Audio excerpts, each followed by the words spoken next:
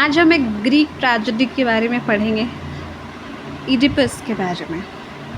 सोचिए एक पुरानी ग्रीक ट्रेजेडी जहाँ एक ऐसा किंग है जो अपनी लाइफ में बहुत स्मार्ट, ब्रेव और प्रॉब्लम सॉल्विंग अप्रोच रखता है, लेकिन भाग्य ऐसा चाल चल रही है उसके साथ कि भाग्य से कभी इडिपस बच नहीं पाता है। इडिपस वहाँ के राजा का नाम है, एक जगह है ग्रीक में। वहाँ कहानी की शुरुआत थेबस नाम का एक सिटी है, जगह का नाम भी पता चल गया, थेबस, जहाँ लोग एक बड़ी महामारी से गुजर रहे हैं। सब परेशान हैं, मंदिर में प्रार्थना कर रहे हैं और अपने किंग इडिपस प्रॉमिस करते हैं उस राज्य के लिए कि मैं इस दुख को दूर करूँगा।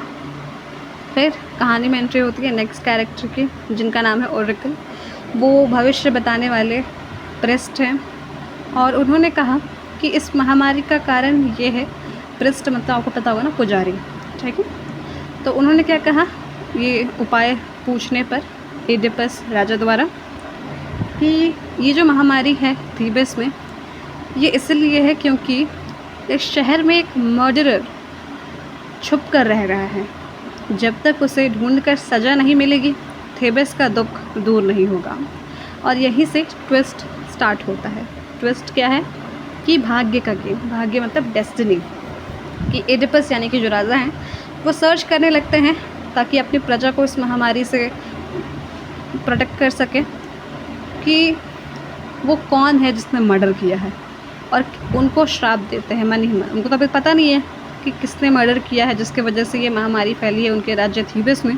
तो वो मन ही मन उस व्यक्ति को श्राप देते हैं कि जिसने भी मर्डर किया है उसकी ज़िंदगी बर्बाद हो जाए।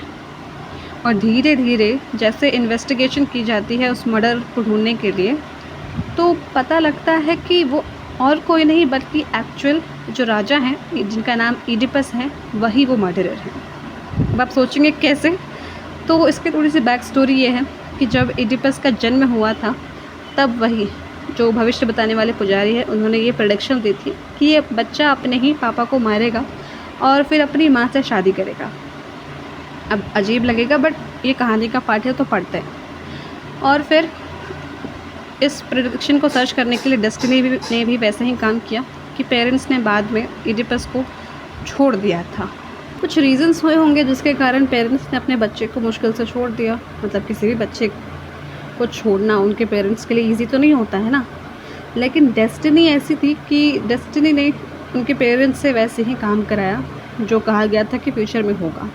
क्या कहा गया था कि वो जो इडिपस बच्चा है वो बड़ा होकर, या कभी ज़िंदगी में ऐसा बड़ा होकर मेंशन नहीं किया गया है, बट ज़िंदगी में अपने ही पापा को मारेगा और बाद में अपनी मम्मी से शादी कर लेगा।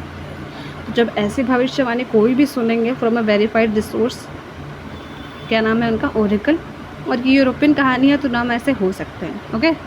तो वो कभी नहीं चाहेंगे ना कि ऐसा हो और उनका बच्चा अपनी ही माँ से शादी करे या फिर उनके अपने पिता को मारे, इसलिए उन्होंने छोड़ दिया होगा शायद। अभी हम लोग कहानी नहीं पढ़ रहे हैं, जस्ट एक ओवरव्यू देख रहे हैं। और फिर एंड में जब सच सामने आता है तो इडिपस की दुनिया टूट जाती है और वो अपनी आँखें निकाल लेता है।